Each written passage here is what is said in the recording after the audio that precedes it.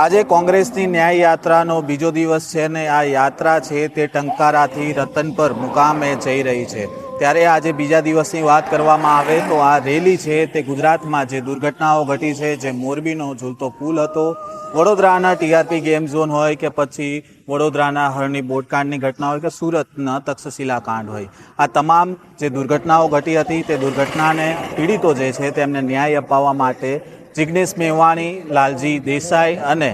પાલ આંબલિયા જે કોંગ્રેસના નેતાઓ છે તે છેલ્લા ઘણા સમયથી સક્રિય છે અને તેમને ન્યાય અપાવવા માટે દિવસ રાત મહેનત પણ કરી રહ્યા છે। પરંતુ આજે જે પ્રકારનો ન્યાય યાત્રામાં બીજા દિવસે માહોલ દેખાયો છે, કારણ કે જે આ ન્યાય યાત્રા છે તેમાં મોટા ભાગના સેવાદળના જે કોંગ્રેસના નેતાઓ છે તે જ જોવા મળી રહ્યા છે। સાથે જે જિગ્નેશ મેવાણી છે, પાલ આંબલિયા છે અને લાલજી દેસાઈ જે મુખ્ય ચહેરાઓ રહ્યા છે તે જે આ રેલીનું સંચાલન કરી રહ્યા હોય ને માત્ર આ ત્રણ નેતાઓ થકી આ ન્યાય યાત્રા ચાલી રહી હોય તે પ્રકારના દ્રશ્ય આજે બીજા દિવસે જોવા મળી રહ્યા છે। ગઈકાલે જ્યારે મોરબીથી આ યાત્રાની શરૂઆત થઈ હતી ત્યારે ત્યાં ક્રાંતિ સભા યોજાઈ હતી અને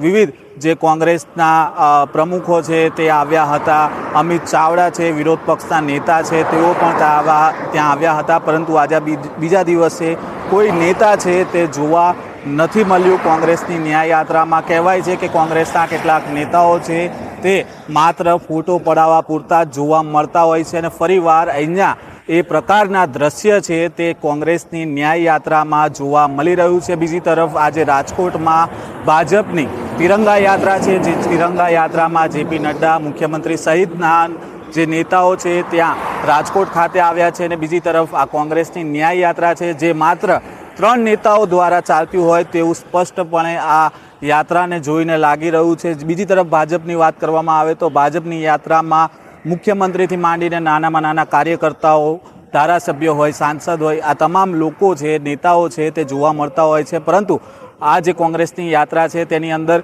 શક્તિસિંહ ગોહિલ પણ નથી દેખાયા। બની શકે કે હાલ જે રાજ્યસભામાં જે સત્ર ચાલી રહ્યું છે અને તેના કારણે તેવું વ્યસ્ત હોઈ શકે છે, પરંતુ ન માત્ર શક્તિસિંહ પણ જે બીજા અન્ય હોદ્દેદારો છે તે પણ કોંગ્રેસના જે પીઢ નેતાઓ કહેવામાં આવે છે તે પણ અહીંયા જોવા નથી મળ્યા। હવે આગળ જ્યારે રાજકોટ આ રેલી પહોંચશે ત્યારે કેટલાક નેતાઓ જોવા મળશે તેવું કોંગ્રેસના સૂત્ર દ્વારા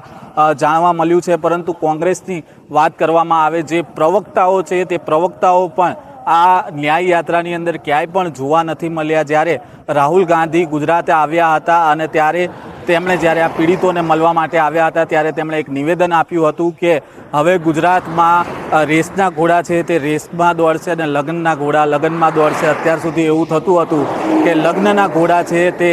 રેસમાં દોડતા હતા અને રેસના ઘોડા લગ્નમાં દોડતા હતા અને તેમણે લોકસભાની અંદર ગુજરાતમાં હવે જે ઇન્ડિયા ગઠબંધન છે તે જીતવા જઈ રહ્યું છે તેવી વાત પણ કરી હતી। છેલ્લે જે લોકસભાના પરિણામ આવ્યા ત્યારબાદ કોંગ્રેસ બેઠી થઈ હોય તેવું પણ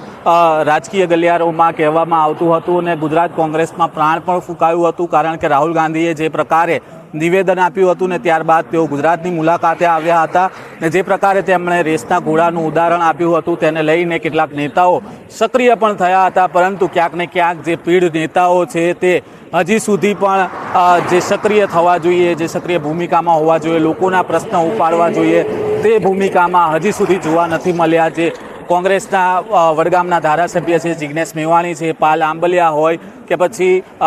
સેવાદળના લાલજી દેસાઈ હોય, તેઓ રાજકોટના પીડિત હોય કે મોરબી બ્રિજ દુર્ઘટનાના પીડિત હોય કે વડોદરા હરણીકાંડના પીડિતો હોય, તેમના માટે તેઓ છેલ્લા કેટલાય સમયથી લડત ચલાવી રહ્યા છે ને આ ન્યાય યાત્રા પણ આ ત્રણ નેતાઓ જ સંચાલન કરી રહ્યા હોય તેવું સ્પષ્ટપણે જોવા મળી રહ્યું છે। ગઈકાલે રાજકોટમાં જે પીડિત પરિવાર છે તેઓ પણ મીડિયા સામે આવ્યા હતા। 10 થી 15 જેટલો પરિવાર હતા, તેઓએ કહ્યું હતું કે તેઓ કોંગ્રેસની ન્યાય યાત્રામાં નહીં જોડાય। બીજી તરફ સુરતના તક્ષશિલા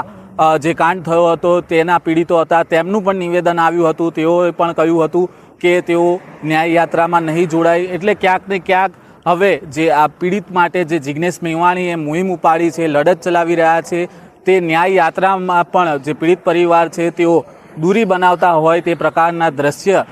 હવે સર્જાયા છે। આજે જે રેલી નીકળી રહી છે તે રેલીની અંદર જે પીડિત પરિવારો છે તે એકલ દોકલ સંખ્યામાં જોવા મળી રહ્યા છે। ગઈકાલે જ્યારે મોરબીની અંદર સભા ચાલી રહી હતી ત્યારે મોરબી બ્રિજ દુર્ઘટના જે ઝૂલતો પુલ તૂટ્યો હતો તેના પીડિત પરિવાર ત્યાં આવ્યા હતા, પરંતુ ત્યાં સભાથી જ્યારે રેલીની શરૂઆત થઈ ત્યાં 2-3 કિલોમીટર સુધી જ એ પરિવાર જોડાયા હતા અને ત્યારબાદ જે રસ્તા પર રેલી ચાલી રહી હતી તે દરમિયાન પીડિત પરિવાર પણ જોવા નહોતા મળ્યા. વડોદરા હરણી બોટ દુર્ઘટનાના 1-2 પીડિત પરિવારો છે તેઓ પણ આ ન્યાય યાત્રામાં જોડાયા છે, પરંતુ જે પ્રકારે જે પીડિત પરિવારનો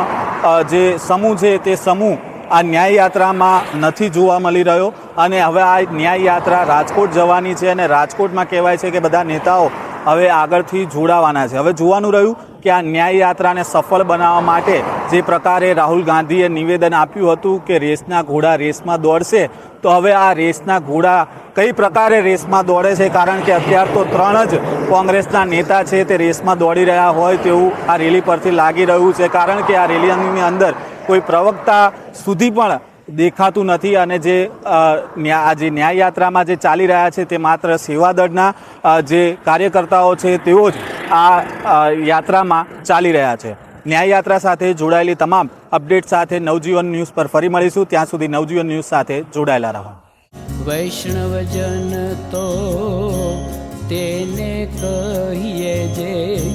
પીડ પરાઈ